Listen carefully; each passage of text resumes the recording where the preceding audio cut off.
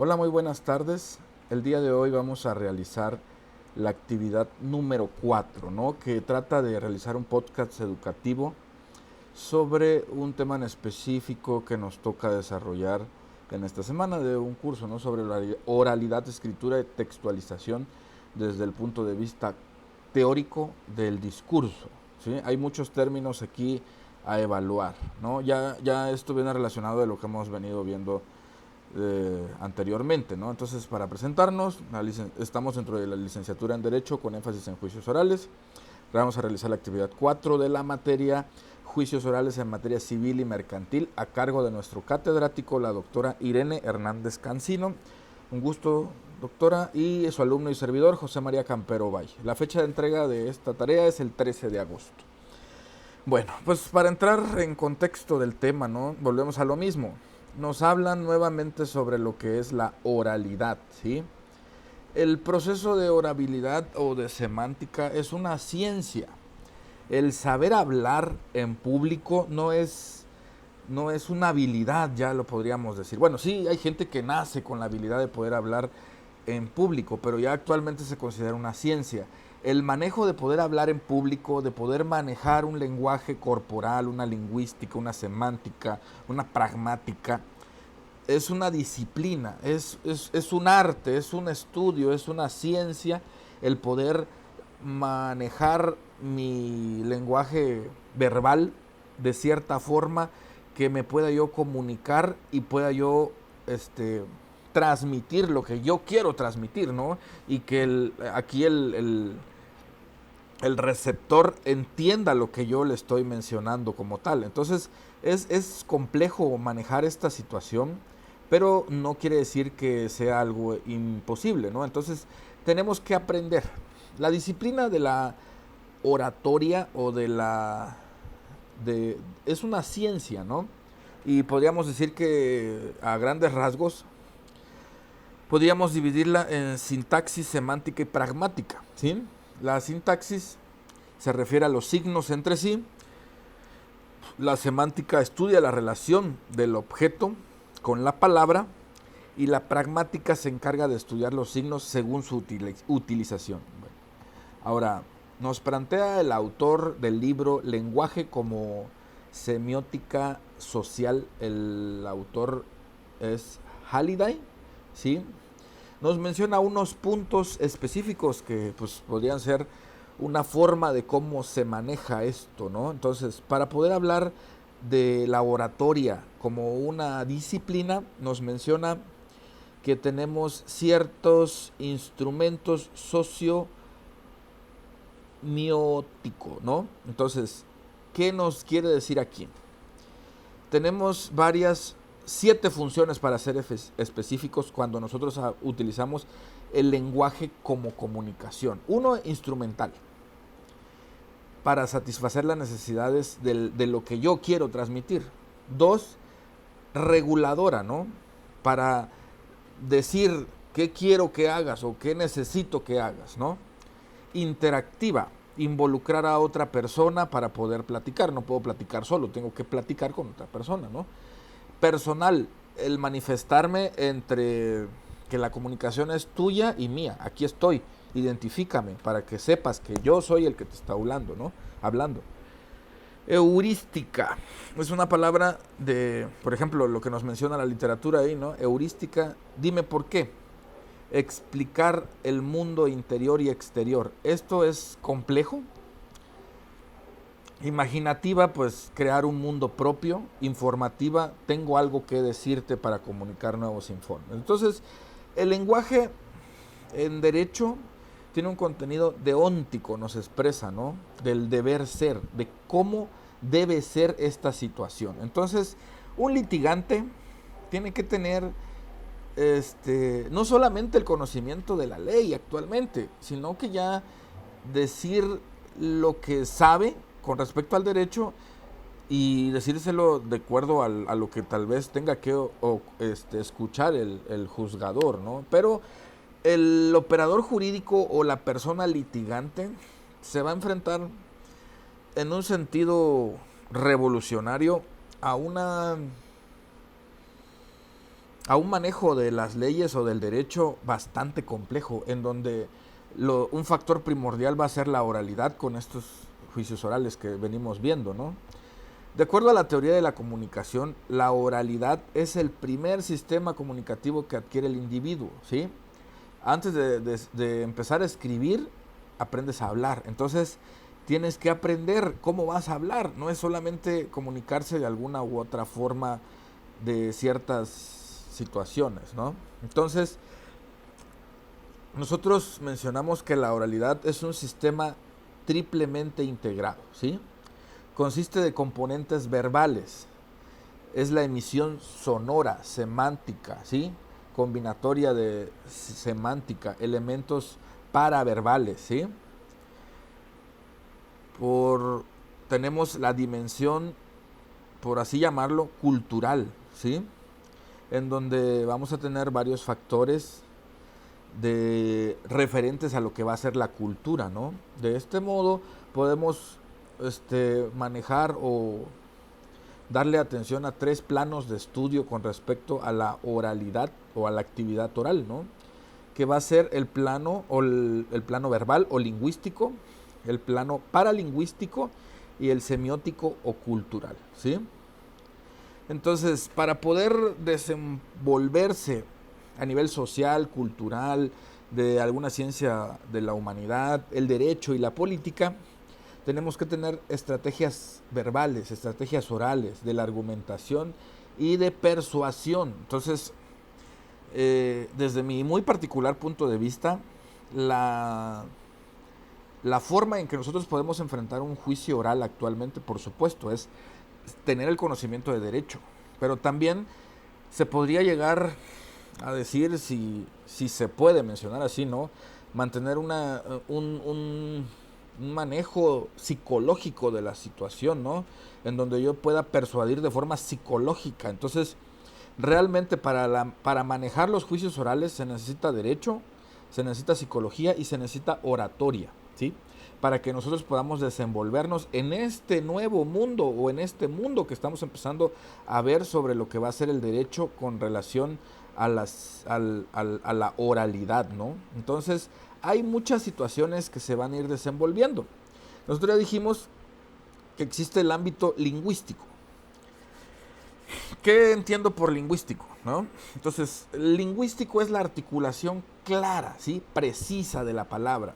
Es la construcción correcta de oraciones, o sea, tener el contexto de lo que estoy hablando realmente, no meter una palabra que pues a lo mejor no es la adecuada en eso, ¿no? Entonces, para que yo tenga esa lingüística tengo que tener claridad. La claridad me la va a dar la sintaxis, el número de palabras que yo conozco, el cómo me desenvuelvo en esa habilidad, ¿no? Eso es la claridad. Verdad.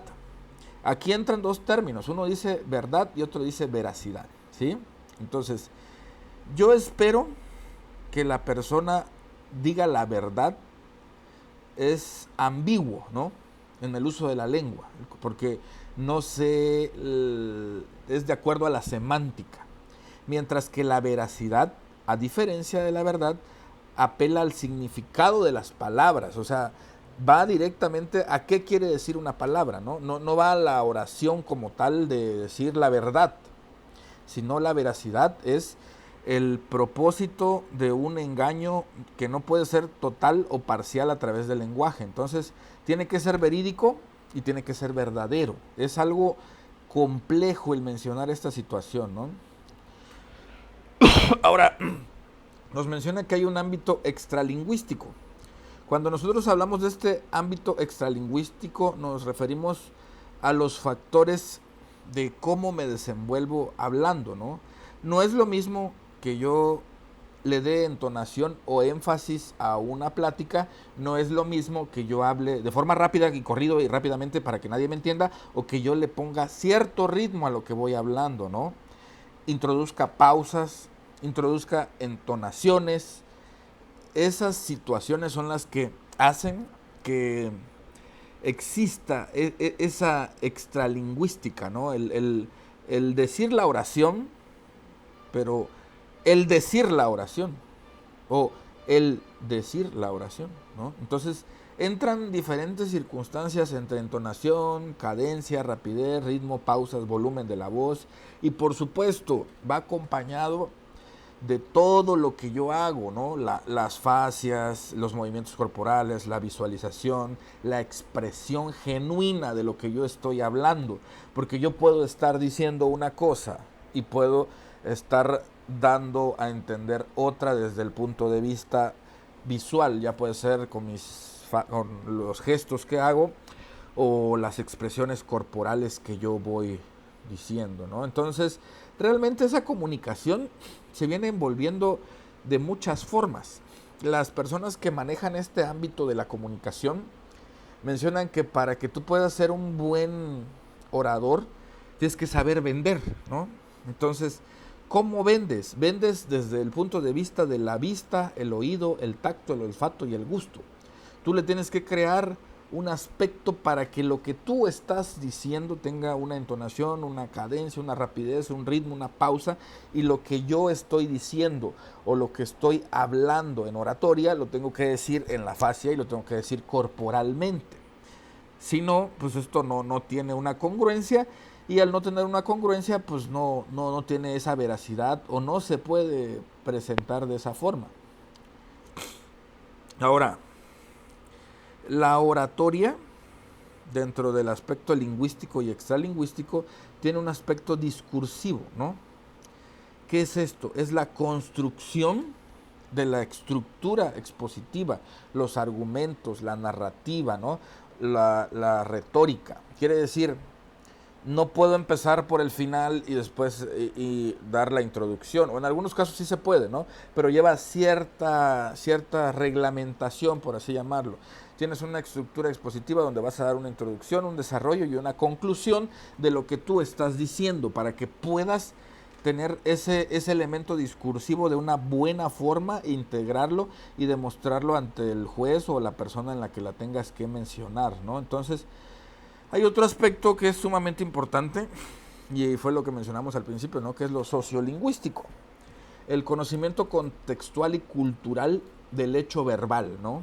Tienes que tener coherencia con lo que estás diciendo, tienes que tener una buena expresión desde el punto de vista lingüístico, extralingüístico, pero también entra el componente sociolingüístico, que quiere decir que me tengo que acomodar a la cultura, a dónde estoy y a la situación o el aspecto situacional de donde voy a desarrollar ese aspecto verbal, ¿sí? Entonces no puedo manejar un lenguaje dominguero, un lenguaje así muy fino o desarrollado, porque no me van a entender. Entonces tengo que tener coherencia con lo que estoy diciendo, ni tampoco puedo manejar un lenguaje que no sea profesional. Entonces tengo que tener ese aspecto cultural de cómo lo voy a manejar. Entonces, aquí nos mencionaban un autor que menciona el autor Carreño, de un manual de urbanidad. ¿Qué nos dice claramente esto? Que yo tengo que conversar con una persona y hasta cierto punto educarla, o que ella me eduque y que tengamos un vínculo oral o una oratoria en donde tenemos una comunicación interactiva y yo logro dar el mensaje, él recibe el mensaje, él me da un mensaje y estamos en una concordancia en donde sí podemos tener ese aspecto cultural, ¿no? Entonces realmente el tema cultural es bastante complejo, donde existen modismos, existen ciertas palabras que se dicen en algunos lugares y en otros no, pero desde el punto de vista, lo cultural se refiere al conjunto de significados y valores de las palabras que yo puedo decir. Ahora, la importancia de la ortofonía o de educarme lingüística o educar la voz, ¿no? Esto es sumamente indispensable, el educar la voz. Si yo aprendo a educar mis tonos de voz, mis variabilidades, mis pausas, tengo una comunicación asertiva y evito muchos errores que se puedan dar por no tener esa comunicación asertiva, ¿no? Y no solamente en el ámbito legal o en el ámbito profesional como abogado, sino en todos los ámbitos, ¿sí? En donde nosotros, esto de la oratoria se viene estudiando desde tiempos inmemorables, ¿no? No es de que ahorita empezó. Tiene años en que la gente estudia cómo te desenvuelves, ¿no? Entonces, Por ejemplo, a los políticos les dan ciertas normas o ciertos regímenes de cómo hablar en público. Los conferencistas profesionales tienen preparación infinita de cómo hablar en público. Entonces, hay muchas formas, ¿no?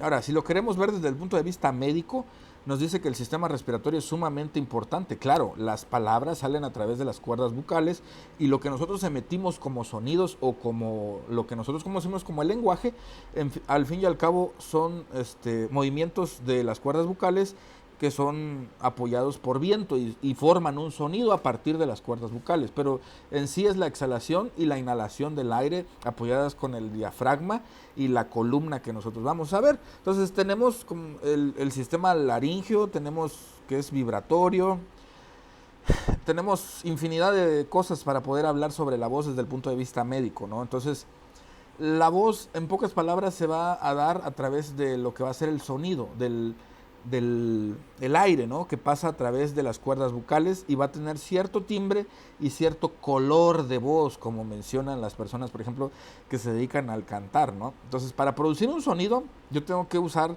labios, mandíbula, lengua, pulmones, faringe, orofaringe, rinofaringe, ¿no? Porque hay varios sistemas que se interactúan para poder dar un sonido, ¿no? Entonces, la gimnasia de la voz, como menciona la literatura, es algo bastante ejemplar. No sé si han visto, bueno, en alguna ocasión que se colocan un lápiz en la boca para que la musculatura y nosotros podamos hacer gestualizar bien y tener esa elasticidad oral, por así llamarlo, de producir los sonidos y hablar bien, ¿no? Entonces, también tenemos otras cosas. Aquí entra un aspecto bastante ejemplar sobre lo que se denomina prosodia, que son los acentos, tonos y entonaciones, ¿no?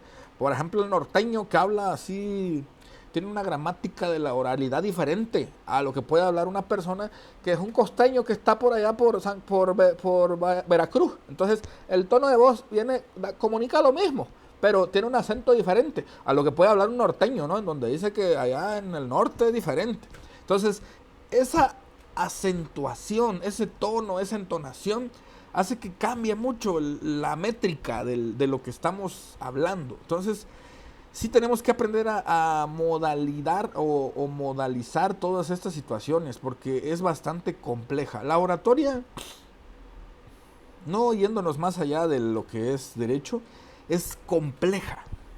El querer dominar de un día a otro lo que es el exponer ante las personas es bastante complejo. Las personas que se dedican a ser conferencistas profesionales tienen años de estudios, ¿no? Y hay maestrías, doctorados en cómo comunicarse, cómo hacer que tus palabras lleguen a otra persona y logres el propósito de lo que tú estás queriendo expresar. Entonces, hay niveles para podernos comunicar.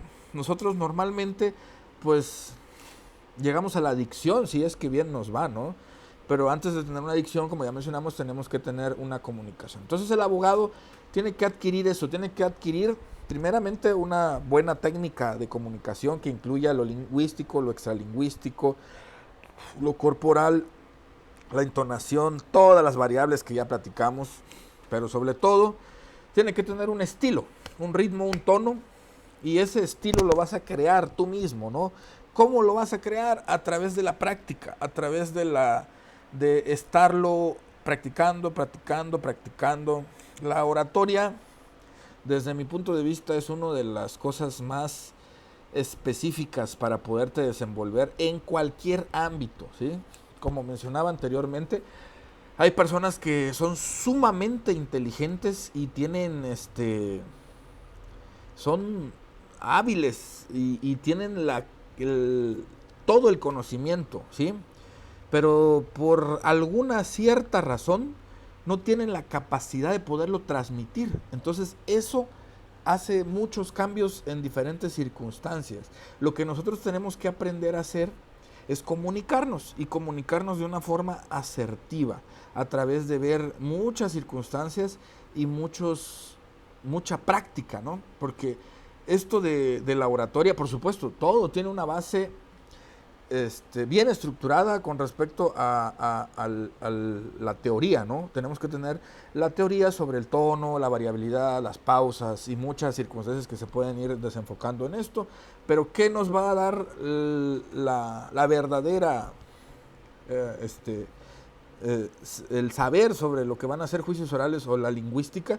Va a ser ponerlo en práctica, ¿sí? Practicar, practicar, experiencia, más experiencia, posteriormente ponerle mi estilo, saber qué es lo que estoy diciendo e irme metiendo poco a poco en la oratoria. Entonces, para un abogado es sumamente importante, si quieres estar dentro de juicios orales, aprender a comunicarte, tener una experiencia lingüística tal vez no tan amplia como quisiéramos, pero sí mantener esa habilidad de podernos comunicar.